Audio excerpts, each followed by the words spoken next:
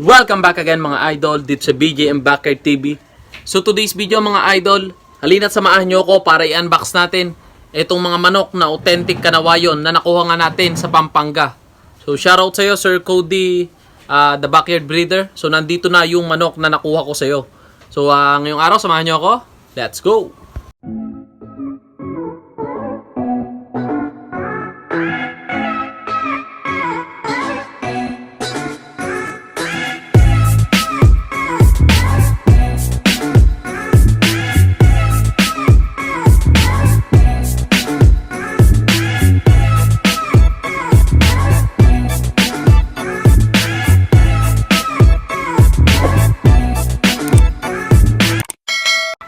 So mga idol, so shoutout nga pala kay Sir Ivan Guevara.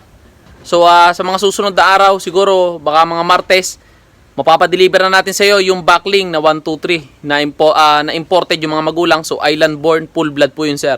Shoutout sa iyo sir, maraming salamat sa iyong tiwala. Shoutout din po kay Sir Marlon Tayag na nagpadala nga dito ng dalawa niyang inahin, ng dalawa niyang dumalaga na full blood. So hintay-hintay na natin na mag-hit, tapos pasampahan agad natin dun sa US double bower back natin. Then shoutout din kay Sir Cody, the Backyard Breeder. So ngayong araw, papadeliver ko din yung manok na kinuha mo naman sa akin. So authentic kanawayon RRCN yung mga magulang. So mamaya i-update ko kayo kung ano na po yung itsura nitong mga dumalagang dumating po kaninang umaga. So eto nga mga idol, gandang araw po para sa ating lahat. Eto, nagpapakain na tayo ngayon ng feeds dito nga sa ating mga alaga. So kanina, nung nilinis natin itong mga kulungan, so pinaghandaan talaga natin, gawa nga ng dumating na dalawang dumalaga na imported ngayon. So ang ginawa nga natin mga idol, nilinis natin mabuti. So eto, pinakain na muna natin ng feeds itong mga alaga natin. Tapos yung darating ngayong araw, hindi na muna natin sila papakainin. Sa ganon, makapagpahinga na lang muna, tapos ipil-ipil na lang muna. So ngayong araw, gagawa tayo na ng halos 2 to 3 videos kasi hindi ako naka-upload nung nakaraang dalawang araw. So ngayon, magiging active na ulit tayo sa pag-upload ng mga videos natin mga idol. Ayan halos yung mga yan is kumakain mga yan ng feeds, puro wet feeds mga idol. Kasi malaking bagay yung pagbibigay ng wet feeding, dahil bukod sa nakakatipid na tayo sa feeds, nakakain pa sila ng marami dahil nga may mga sabaw. So yung feeds natin, nilalagyan natin ng tubig na may molasses, tapos may kasama nga pong feeds, sinahalo-halo na natin. Tapos yung mga kambing natin, nakakaubo sila ng 2 hanggang 4 takal ng yung sa tabo po, ayun yung ratio. Ayun yung ginagamit ko, yung tabo. So halos nakaka-2 hanggang 4 takal silang tabo.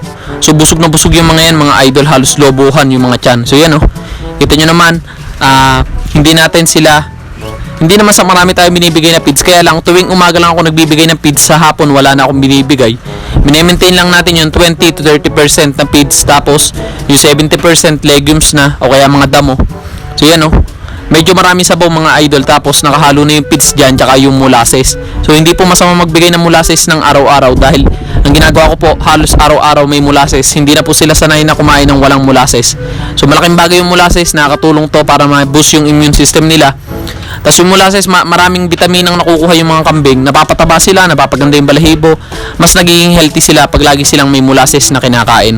So yan So eto naman barako natin, busog na busog yan. Etong US dapple natin. So meron yung customer ngayong mga susunod na araw.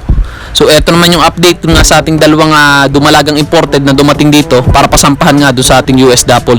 So yan nagpapahinga na sila at katatapos lang din nilang kumain. So mukhang madali naman tong alagaan dahil hindi naman sila mailap. Mukha silang maamo at mukhang madali natin sila mas mapapaganda pa. Pero ang ganda talaga nito. Shoutout kay Sir Marlon Tayag, yung nagpadala nito dito para pasampahan at para paalagaan sa atin. Ang ganda po itong dalawa yung dumalagang full blood. So sana mapasampahan na natin siya, at the same time sana mabuntis na rin po siya sa lalong madaling panahon. A few moments later. So eto naman mga idol, yung manok na binili nga natin sa Pampanga kay Sir Cody, the Backyard Breeder. So dalawang 3.5 months na authentic kanawayon, tsaka isang inahin na ready to breed na kanawayon din mga idol. So yan kita nyo naman, ang gaganda mga idol. So eto yung pinasikat ni Sir Richie Obordo. Halos galing sa kanya lahat ng mga lahian nito, sa kanya nagmula sa farm niya. So si RRCN authentic Kanawayon mga idol yung tawag dito. So makabago yung kulay niya, para silang nagsimula sa mga hatch gray, yung mga talisayan na ikinross sa mga white hatch, parang ganun, yun naging blending ng kulay nila. So napakaganda, at the same time hindi sila pan-display lang. Baka kalain nyo na magaganda yung kulay, mga pan-display lang. Sila is talagang nananalo po sa labanan. So ang ganda ng record ng mga manok ni Sir Richie Obordo ng RRCN Game Farm nung nag-entry siya sa mga taga-sikat na sabungan. So eto is pulet, 3.5 months, blue face, ang ganda mga idol, at puro high station. So eto yung nakuha natin kay Sir Cody, the backyard breeder. So halos yung mga magulang nito pure RRCN galing kay Sir Richie Obordo na nasa Davao pa mga idol. So eto naman yung isang inahin. So tingnan natin. So yan, nako, umitlog pa mga idol sa biyahe. Nakakatawa, umitlog po siya sa biyahe mga idol. Yan, kita nyo naman yung itlog, bagong bago pa. So kukunin natin to mga idol. Malay mo may similya to, susubukan natin palimliman. So ito is straight comb na Kanawayon na ready to breed na mga idol. Yan, blue legs, tapos ang ganda ng kulay niya, white cross. So paparamihin natin to mga idol. So nakakatuwa dito, Diyos mayo marimar, umitlog pa sa biyahe. So kita naman natin, nasa kahon may kasama ng itlog mga idol. So talagang ready na talaga to sa breeding. Yan, ang ganda. O talagang sana maparami natin to, dahil ito po yung sumisikat ngayon na magagandang manok. So ito naman is yung pumpkin natin, pumpkin hatch. Yan, binibreed ko rin yan. So etong mga Kanawayon ngayon ang tumatapat sa mga pumpkin hatch na magaganda ngayon. So yan, pinaliguan po natin ngayong araw silang 4. So ang gagawin nga natin, pagkapaligo natin, siguro hindi na natin ito pupurgahin dahil napurga na naman doon ng may-ari. So bigyan na lang natin ng mga vitamins. So sana maparami natin to mga idol. Sila is authentic, ibig sabihin makabagong kulay, limited kulay, at talagang bihirang-bihira po tayo makakakita nito dito nga sa mga manukan sa amin. So dito sa Nasugbu, halos ako pa lang ang meron nito mga idol. Ayan, napakaganda netong mga Kanawayon na to. So ito yung Kanawayon hen. Hindi ko muna pinagsasama-sama dahil baka mag-away-away pa sila. So yan muna natin magkakilala bago natin sila pagsamasamahin. Tapos yung broodstag natin, yung isa nating authentic Kanawayon. So sana maparami natin mga idol. Subukan natin yung crossbreed ng pumpkin hatch sa Kanawayon na hatch. Tapos Kanawayon to Kanawayon.